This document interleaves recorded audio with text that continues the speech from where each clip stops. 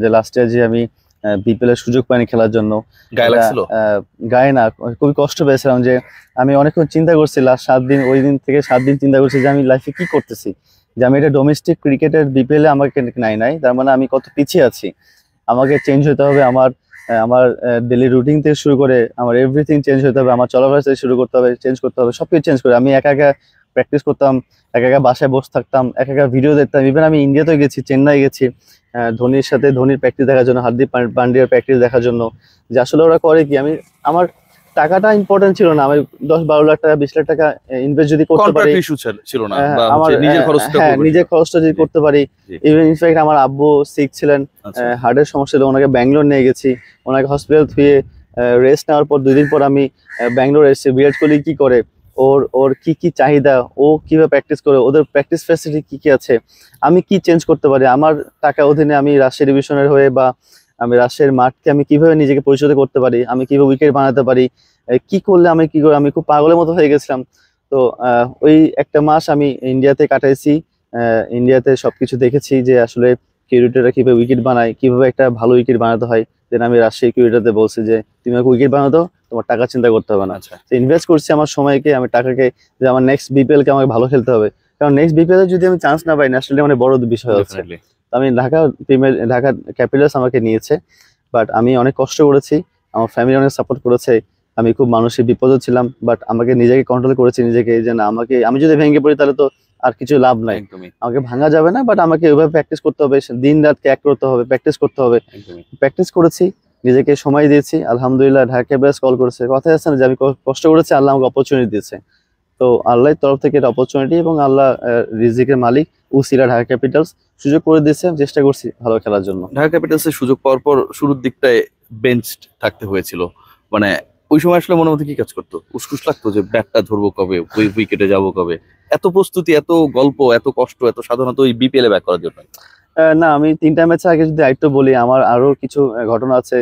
জিম্বা টি10 আমাকে না হয়েছে, আমাকে এজেন্ট কল করেছে যে সাব্বির ভাই, আপনার একটা প্লেয়ার দরকার, আপনাকে নিতে যাচ্ছে, আপনি কি চাচ্ছেন? আমি চাওয়া চাই নাই, আপনি শুধু বলেন যে আমি খেলতে রাজি। আচ্ছা, সো ওইটা একটা টি10 আমাকে অনেক বড় একটা অ্যাচিভমেন্ট আমার জন্য, লাইক আমার একটা বড় প্ল্যাটফর্ম ছিল আমার জন্য।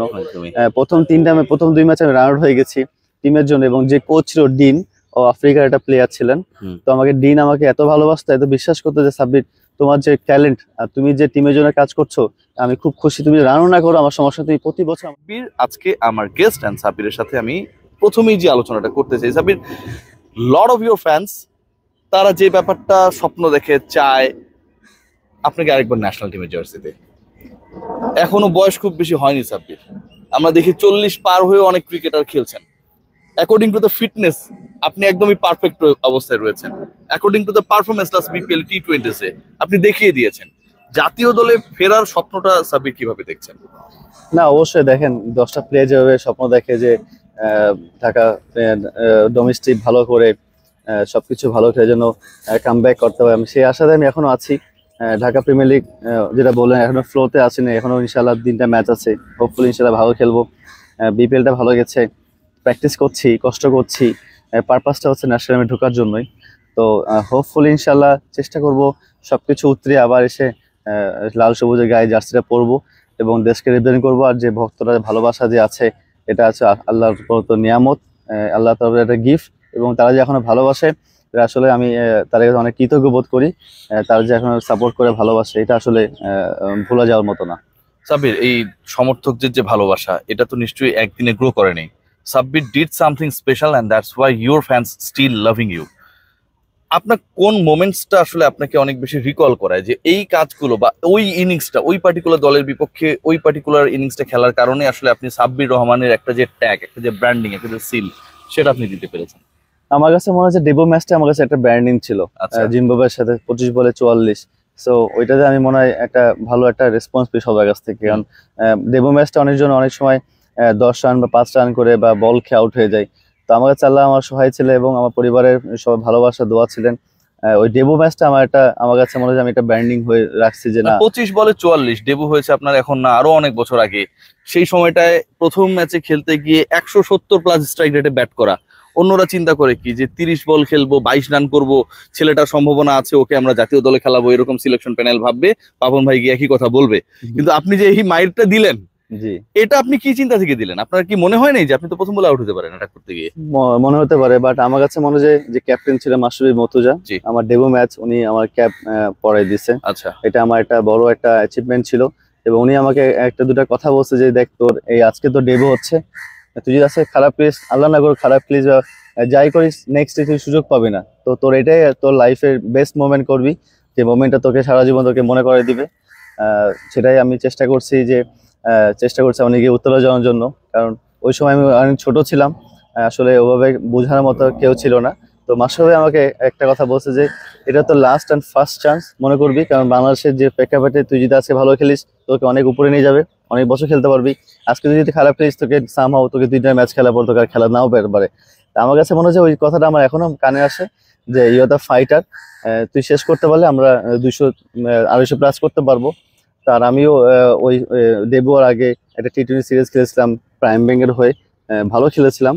তো এই মোমেন্ট আমরা ধরে রাখছিলাম, এবং আমার কাছে মনে হচ্ছে ওই সময়টা আমি আল্লাহর উপর বিশ্বাস করে এবং নিজের ট্যালেন্টও বিশ্বাস করে আমি ফ্লোরতে খেলার চেষ্টা করছি। আমরা যদি খেয়াল করি সাব্বির, মানে যখন ন্যাশনাল অ্যান্থেমটা বাজে, প্রথম ম্যাচ আপনার, মাশরাফি এতগুলো কথা বলেছে, সামনে একটা অনিশ্চয়তা যে আপনি আসলে টিকে যাবেন নাকি হারিয়ে যাবেন। হ্যাঁ, জাতীয় সঙ্গীত বাজার সময় আসলে ফিলটা কি হয়? কারণ আমরা তো সবাই টেলিভিশনে দেখি, আমরা সবাই মাঠ থেকে দেখি, বাট ইউ গাইজ অ্যাকচুয়ালি আপনারা গান, আপনারা ওই মাঠটার মধ্যে, পিচের মধ্যে আপনারা থাকেন।